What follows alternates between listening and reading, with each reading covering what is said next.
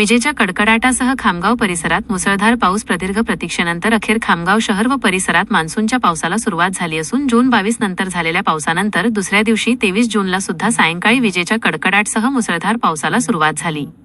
मागील अनेक दिवसापासून खामगावकर प्रखर उष्णतेचा आणि उकाड्याचा त्रास सहन करत होते. 2 दिवसापासून सुरू झालेल्या मान्सूनच्या पावसामुळे खामगावकरांना मोठा दिलासा मिळाला असून प्रखर उकाड्यांच्या त्रासापासून त्यांची मुक्तता झाली आहे.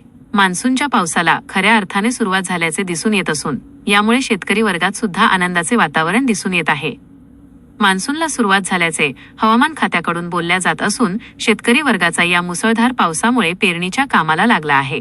विजेच्या कडकडासह आलेल्या या मुसळधार पावसामुळे शहरातील वीज पुरवठा महावितरणकडून खंडित करण्यात आला होता. खंडित झालेल्या वीज पुरवठ्यामुळे नागरिकांची गैरसोय झाली होती, तर विजेच्या होत असलेल्या कडकडाटामुळे नागरिकांमध्ये भीतीचं वातावरण सुद्धा दिसून आले. महाभूमी डिजिटलसाठी अनुप गवळी, खामगाव.